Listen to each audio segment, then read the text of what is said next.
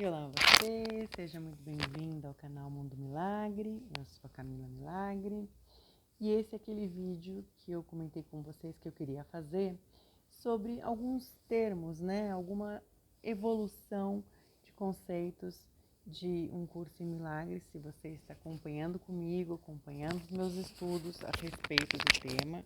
Deixa eu juntar um pouco mais meu microfone aqui. E se vocês já estão acompanhando comigo esses estudos a respeito do tema, sabem que eu mesma, ao longo dos estudos, me vi na condição de o que era expiação mesmo, o que era ego mesmo, o que era salvação mesmo, né? E de começar a questionar de novo esses termos para que a gente possa evoluir com eles, né? Então, primeiramente, seja muito bem-vindo, muito bem-vinda. E vamos começar falando de como surge o livro, né? O livro Um Curso em Milagres, também conhecido como o 100. Então, toda vez que eu falo o 100, eu estou falando Um Curso em Milagres, tá? As iniciais do livro. Então, em primeiro lugar, ele é um livro de autoestudo. Então, como eu sempre digo para vocês e disse nos primeiros vídeos, não acreditem em mim, não confiem em mim, o que está ali são os meus estudos, as minhas reflexões a cada 10 segundos, né? Eu não sou professora do 100, eu não sou dona do 100, ao mesmo tempo todos nós somos alunos e professores do 100 e todos nós podemos aprender e ensinar com o 100, né? Então, a princípio, ele é um livro de autoestudo que propõe um sistema de pensamento espiritual, tá? Então é para mim e para você, para eu aprender, para eu ensinar, para você aprender, para você ensinar. Sempre fique com o que você sabe. Uma reflexão minha pode não necessariamente ser a sua reflexão, então fique sempre com o que você sabe, tá? Então, ele foi escrito originalmente pela Ellen Schuckman, acho que é assim que fala o nome dela, entre os anos de 1965 e 1972, né? A Ellen, ela trabalhava com o Bill e ambos eram psicólogos na Columbia Presbyterian Medical Center, uma coisa assim, mas eles eram psicólogos, embora eles tinham objetivos profissionais semelhantes, eles tinham muito conflito entre si, né? Eles se desentendiam bastante e o Bill dizia que a Ellen era muito crítica e o Bill já tinha aquele jeito mais quieto, um jeito mais passivo-agressivo, né? Psicologicamente falando. E isso criava muito conflito entre eles quando eles trabalhavam juntos. E aí, um certo dia, aquele dia que muda tudo e depois vem outro segundo que muda tudo, ele falou para ela, olha, Ellen, tá insustentável viver assim, é muito estressante. Tem que haver um outro caminho, né? E ele diz essas palavras, deve haver um outro caminho. E que ele estava determinado a encontrar esse caminho, no que Ellen concordou, né? E entusiasmada começaram ali a pesquisar, né? Que é esse outro caminho, como é esse outro caminho, né? Que jeito mais fácil. Eu tenho algumas anotações aqui comigo para eu não me esquecer de contar nada para vocês. E aí eles começaram, né? Especialmente a Ellen, que era quem eu vou chamar de recebia, canalizava o livro, né? E aquilo começou a trazer, essa disposição de fazer uma pesquisa começou a trazer imagens, sonhos, visões, experiências psíquicas, né? Que, imagino, para um psicólogo dessa realidade, né? Que é totalmente cético, né? No quesito psicologia, que segue a ciência, a psicologia, tal como ensinado na faculdade, muitas vezes isso pode trazer conflitos, né? Do que é que está se apresentando. Eu tô louca, né? Eu tô variando, Então, aquilo, ela começou a ter essas imagens, essas visões, esses episódios psíquicos e uma voz, parecia uma voz interna. E aí, à medida que isso foi se desenvolvendo, ela começou também a ter muitas visões ou coincidências, vamos dizer assim, com Jesus. E aí, em outubro de 1965, que foi quando o livro começou realmente a ser escrito, ela ouve a voz familiar de Jesus, dizendo, e aí eu cito, este é um curso em milagres, por favor, anote. E é a partir daí que começa a se desenvolver esse livro que tem 3 volumes, né? A minha edição é em Kindle, mas você também pode adquirir o livro impresso, eu recomendo fortemente, mesmo eu gosto de ter eletronicamente porque eu posso acessar onde eu estiver, né? Posso viajei com o meu celular, estou ali com o meu 100, ou com o meu tablet, né? Em qualquer lugar eu tenho acesso ao livro-texto. Então, para mim, eu gosto de ter o livro eletrônico. Além de ser mais barato, eu consigo carregá-lo para todos os lugares, né? Mas se você não gosta, você pode também adquirir sua cópia do livro físico, disponível nas melhores livrarias aí. E aí, esse livro, que assim, parece uma bíblia, ele tem três livros dentro dele. Um livro de texto, um livro de exercícios e o que ele chama de Manual do Professor, que é um livro que se propõe a ensinar o caminho para a paz e amor universal, ou, como eles chamam, relembrar de Deus. E como, né, esse relembrar de Deus, né? É simplesmente uma liberação da culpa e o perdão. E aí é onde a gente entra nesse mar revolto, desconhecido, ao mesmo tempo conhecido, explorado, mas não muito explorado, em que a gente se debate com esses temas, né? Tipo amor, paz, perdão, culpa. Amor, paz, perdão e culpa. Enfim, de todas as maneiras, o livro não fala assim, essa é uma nova Bíblia, ele não se intitula nada. Ele só diz que ele é um manual com algumas versões do currículo espiritual universal. Mas assim, ele usa uma linguagem cristã, né? Porque e apesar de usar uma linguagem cristã e de falar de Cristo, de citar, né, passagens, coisas da Bíblia, ensinamentos bíblicos, ele diz que é um ensino cristão não sectário, ou seja, não dividido nas mais diversas seções cristãs, né? Então a gente tem desses livros todos um livro-texto, né, que é onde está a teoria para o desenvolvimento da experiência do perdão. Eu estou lendo isso aqui, fiz as minhas anotações. Teoria para o desenvolvimento da experiência do perdão, que é a meta do curso para o estudante. E o texto também explica a base do medo e da culpa e como eles podem ser superados através dos milagres, que são definidos como as máximas expressões de amor, né? Então, o livro diz que o milagre é exatamente a mudança da nossa visão, do nosso vislumbre do medo para o amor. E essa maneira de pensar, que é baseada em culpa e medo, o texto chama de ego.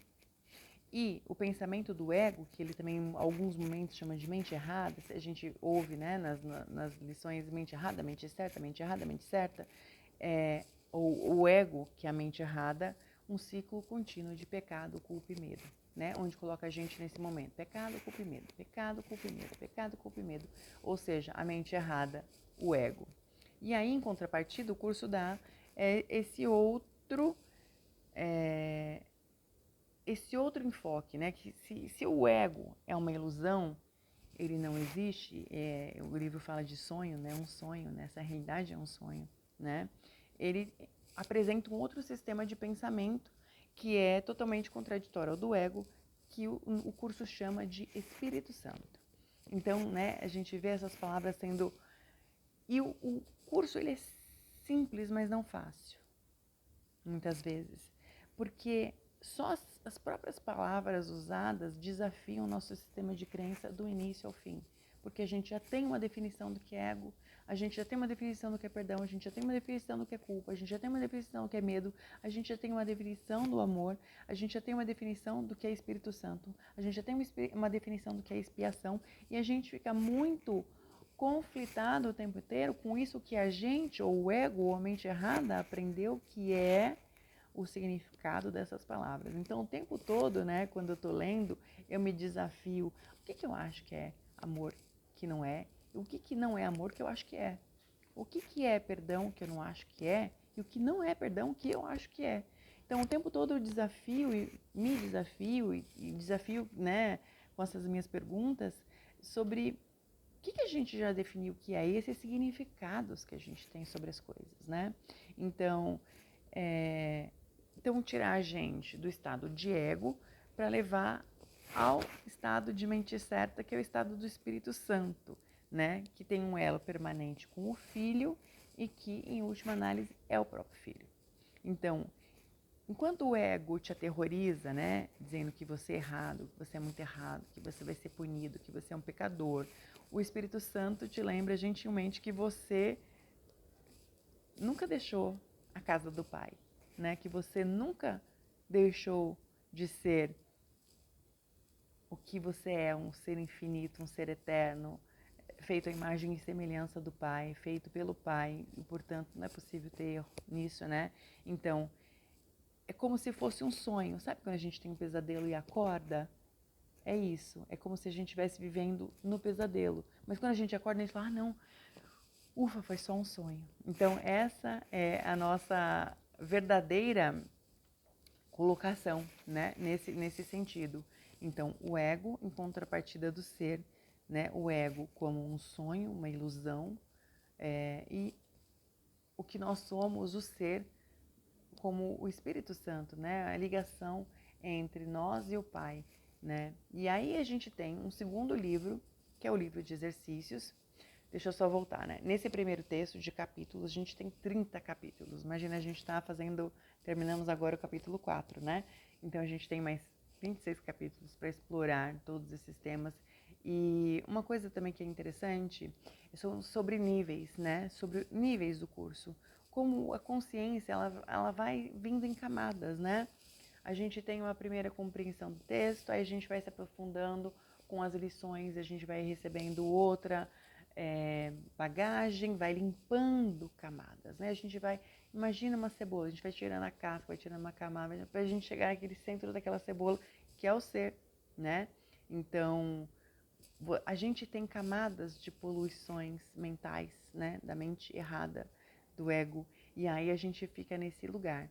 Então, os livros, eles se complementam entre si e, ao mesmo tempo, eles não têm uma ordem, né? Lembrando, né, como eu comecei, você é seu próprio professor, você é o professor e aluno ao mesmo tempo, né? Então aí tem um segundo livro, que é um livro de exercício, com 365 lições, um exercício para cada dia do ano, e alerta de spoiler, é uma coisa que eu quero fazer, e alerta de spoiler, vamos ver o que mais é possível com isso, né? E esse treinamento de um ano dá início a esse processo de mudança. Porém, não existe o livro de exercícios sem o livro de texto. E muitas vezes, quando a gente tem uma pergunta, a gente vai lá no manual de professores, que é onde estão algumas perguntas frequentes, digamos, sobre o método, né? Então, o livro cita, né? E aí eu quero dizer também, com isso, né? Como dito no prefácio do curso, no fim, o leitor é deixado nas mãos do seu professor interno, que orientará todas as lições posteriores como ele achar adequado. Então, aqui eu quero dizer com a citação que é interessante você ter seu próprio livro, você fazer suas próprias leituras. Se você gosta de fazer aqui, faça a sua. Faça em casa também, faça o livro de exercício junto, o manual, faça como você quiser, né? Porque, no fim, quem guia é esse professor interno, que é seu, que não é igual ao meu, que não é igual ao do outro, e por aí vai. E aí uma citação do texto do Manual de Professores. Em alguns casos, pode ser útil para o aluno ler o manual em primeiro lugar. Outros podem achar melhor começar pelo livro de exercícios. Outros ainda podem precisar começar no nível mais abstrato do livro texto. Está no Manual dos Professores, seção 29, parágrafo 1. Né? Então, por falar nisso, existe o Manual dos Professores, como eu já disse para vocês, é um livro de perguntas e respostas, né? Dando uma explicação dentro da teoria, do texto, etc. e tal. Então, depois dessa introdução, né, de quem são os autores, de como o livro é desenhado, né, desenvolvido para funcionar, eu quero colocar algumas considerações gerais, né, que eu anotei aqui também. A primeira consideração geral, que é a seguinte: A introdução ao livro de exercícios nos dá essa instrução muito importante que se aplica não apenas ao estudo do livro inteiro em si, mas do curso inteiro. E aí, a citação do livro é a seguinte: lembra-te apenas disso. Não precisas acreditar nas ideias, não precisas aceitá-las e não precisas nem mesmo acolhê-las bem. A alguma delas podes resistir ativamente. Nada disso importará ou diminuirá a sua eficácia. E quaisquer que sejam as tuas reações às ideias, usa-as. Nada mais do que isso é requerido. Está no livro de exercícios, na introdução dele, parágrafo 9. O que ele quer dizer com isso? Se algo para você parece inverossímil, incompreensível, errado, equivocado, qualquer que seja, né? Qualquer sensação, qualquer sentimento que aquilo traga a você, que não seja de expansão, né? E que nesse momento não parece claro, lembra que o livro está trabalhando em níveis, o livro está trabalhando em camadas.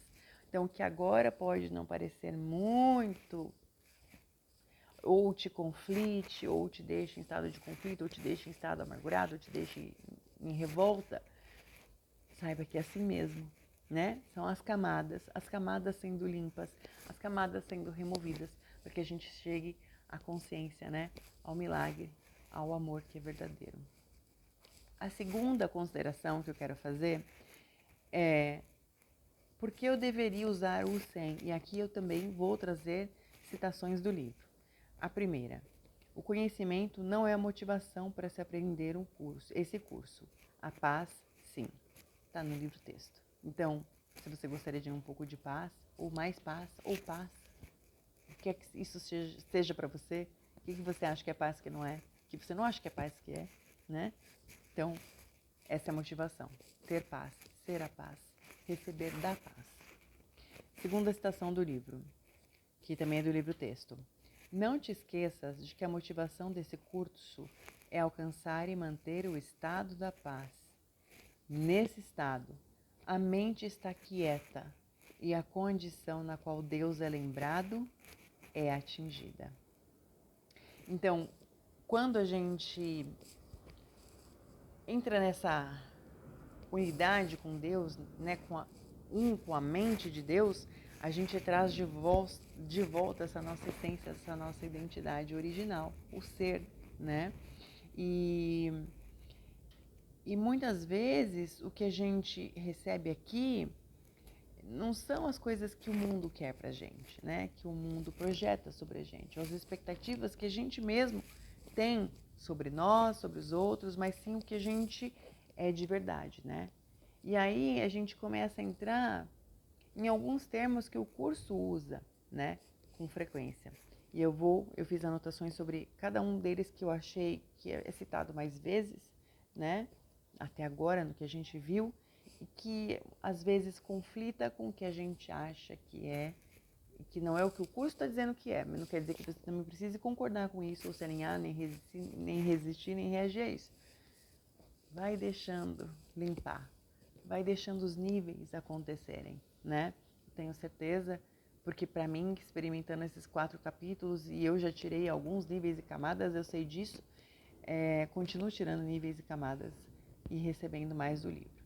Então aqui a gente tem o termo que fala ser, né? Ou que o curso chama de Filho de Deus ou Cristo, né? Um curso em milagres, esse guia para que a gente volte à casa do Pai, né? A mente de Deus, a nossa lembrança do nosso ser eterno, infinito, como quer que você chame, que é sempre um com Deus.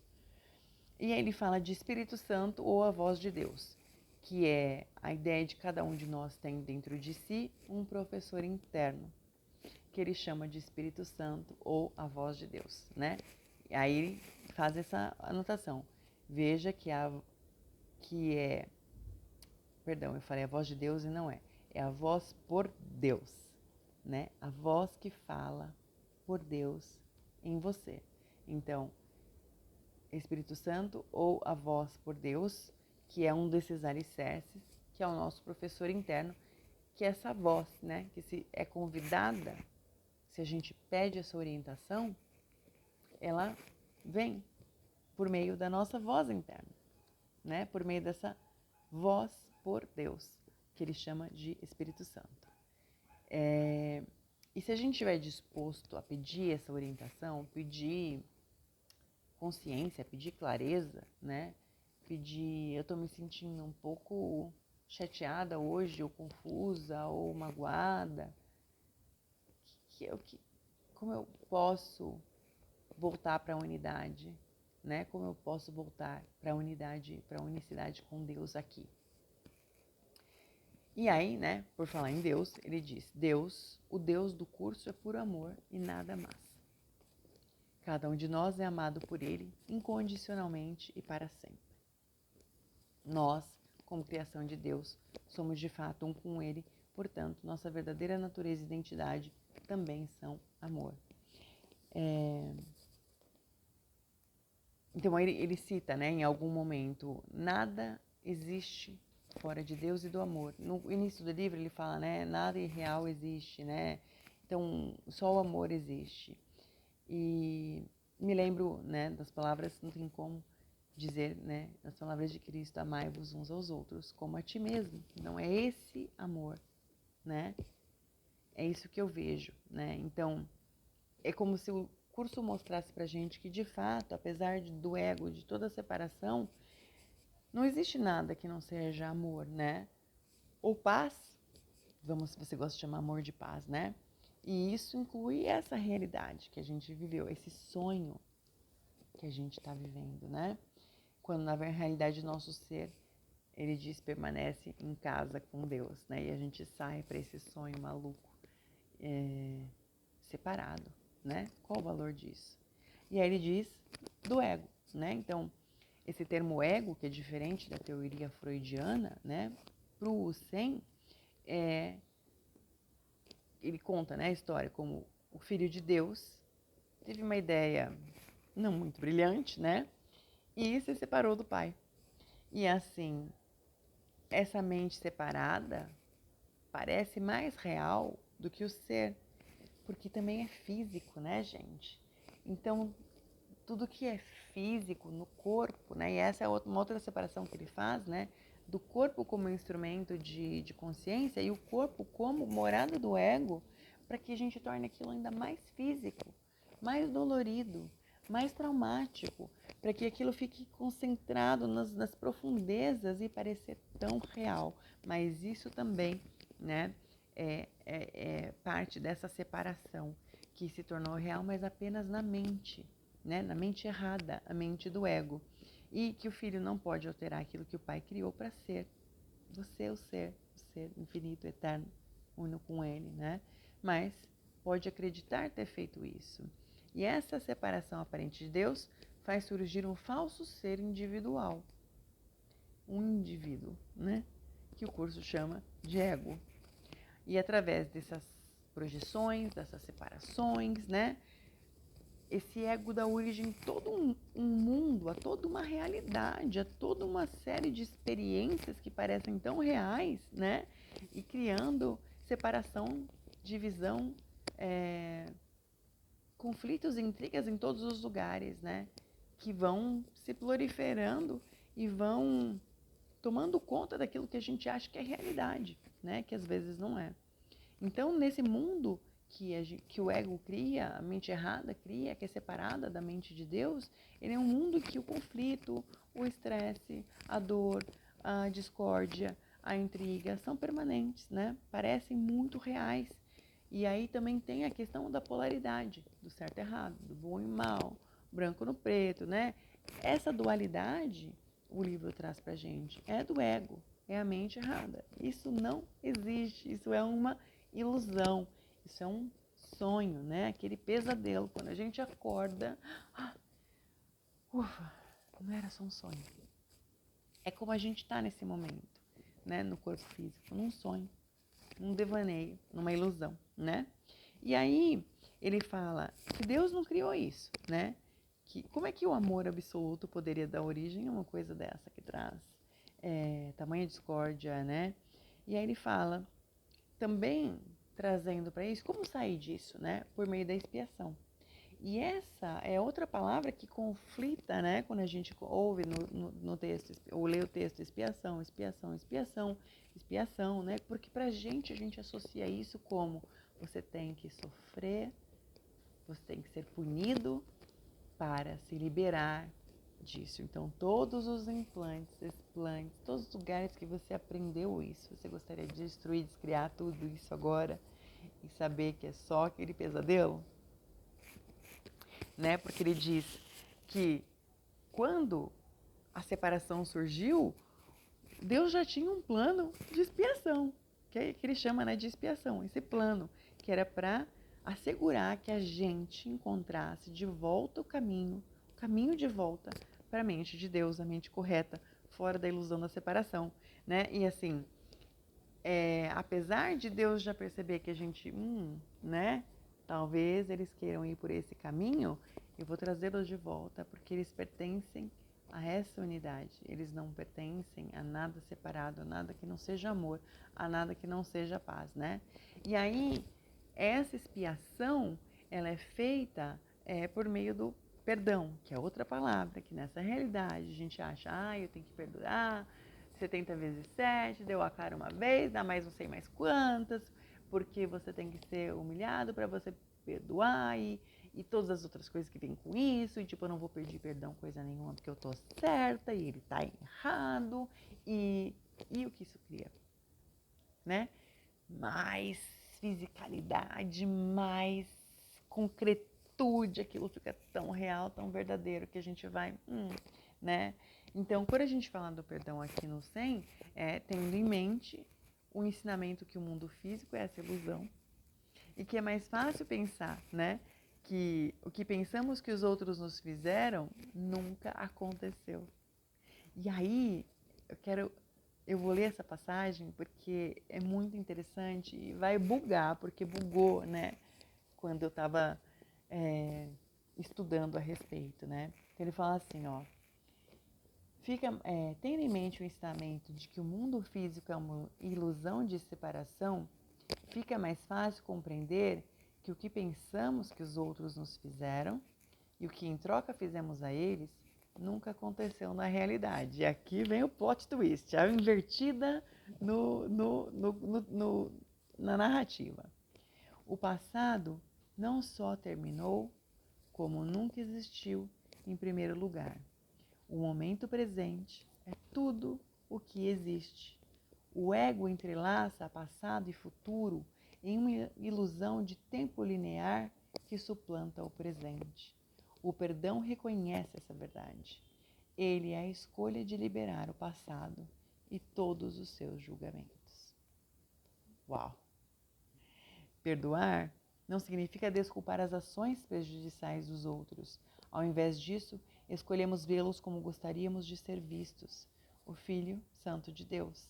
Amai-vos uns aos outros, lembra? E para também reconhecermos essa mesma santidade dentro de nós, como a ti mesmo. A dádiva do perdão é a libertação do passado e um contínuo senso de paz. Vamos tomar uma aguinha nisso.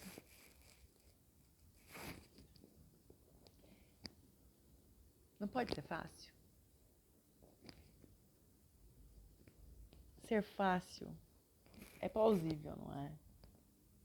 E se a gente aproveitar esse finzinho de ano, essas últimas horas, né? Embora o tempo linear não seja real, o passado e o futuro estão entrelaçados, uma grande ilusão de tempo que não existe, né? Porque nem é verdadeiro, só o presente é real.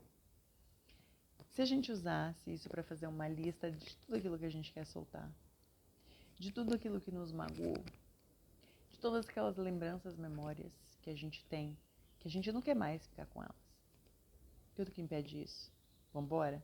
Vamos fazer? E aí, quando a gente está nesse plano de perdão, que é um soltar, né? A gente entra no plano da expiação, né? E para a gente falar de expiação, de novo, a gente tem que falar daquilo que ela não significa, né? Que não é purgar, dói essa palavra, né? Purgar os pecados, né? É uma questão de, como ele diz, né? Expiação não é a expiação dos pecados, porque na realidade de Deus nem existe pecado. O que é? Eu fui chamada de pecadora a vida inteira. Faz vidas que eu venho aqui, tem vidas que eu venho aqui ser chamada de pecadora. Você me vem com essa agora, não pode ser verdade. Mas o que o seu ser sabe? Porque ao mesmo tempo, quando te chamam de pecadora, é leve ou pesado,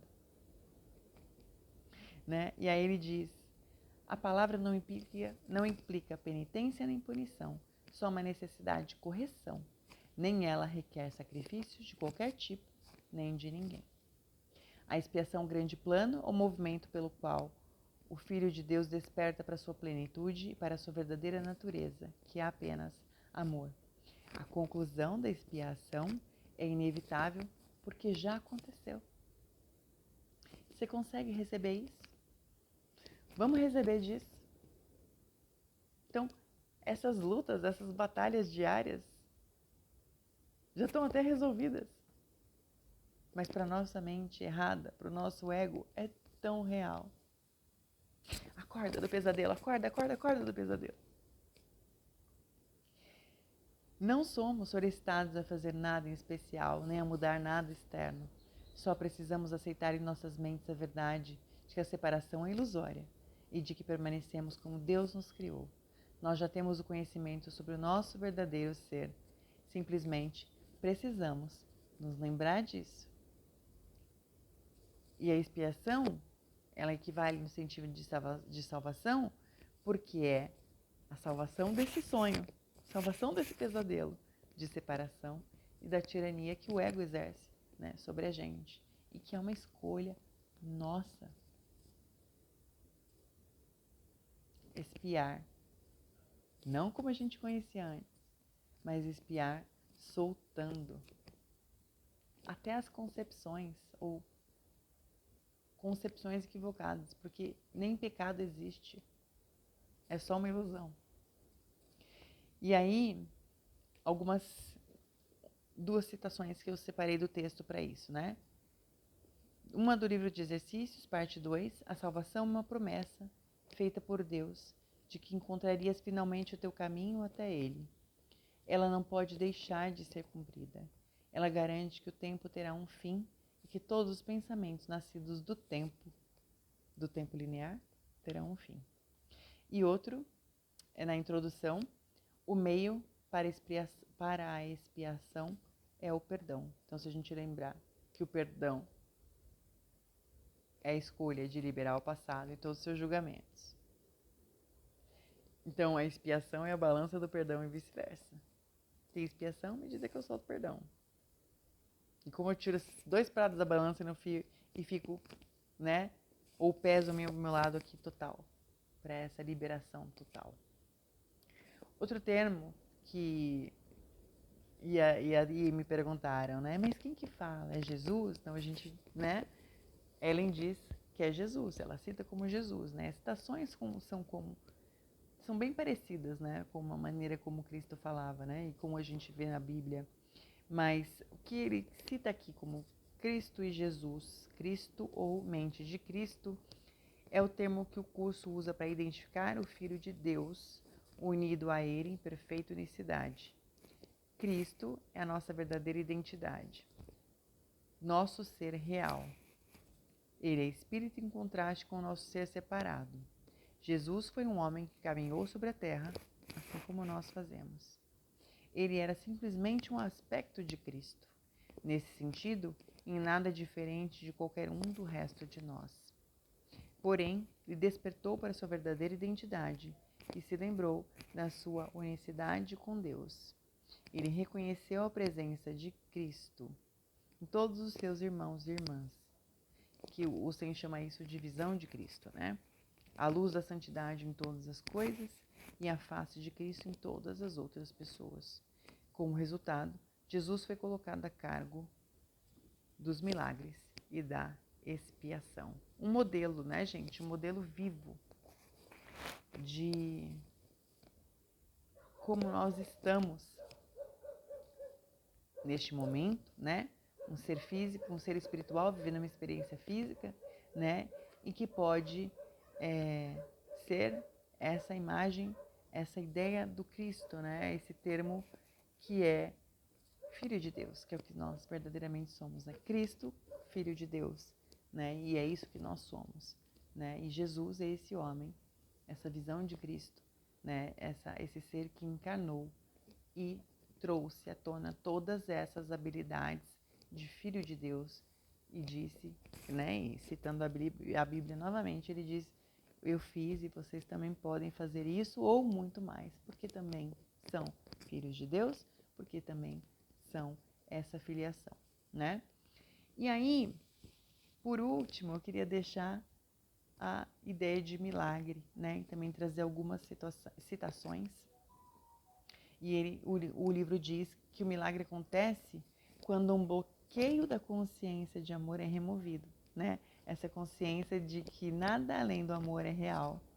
Então, se a gente tem algum bloqueio que impede isso, o milagre acontece quando esse bloqueio é removido, né?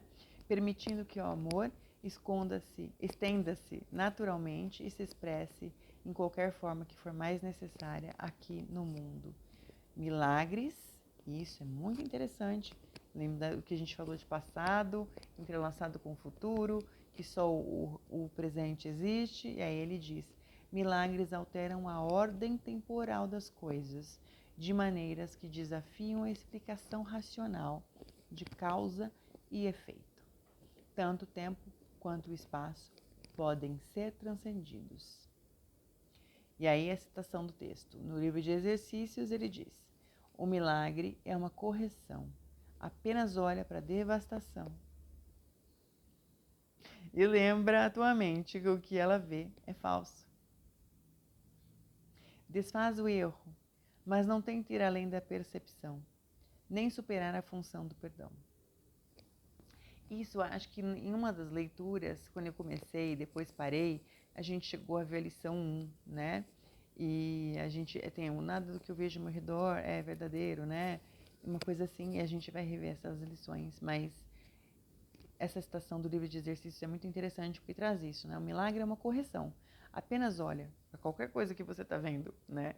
Ao teu redor, que não te parece bom o suficiente, ou amor suficiente, ou paz de Deus suficiente, lembra a mente, lembra a tua mente que aquilo que ela está vendo é falso, é uma mentira, é o ego. E desfaz o erro, mas não tenta ir além da percepção, nem superar a função do perdão.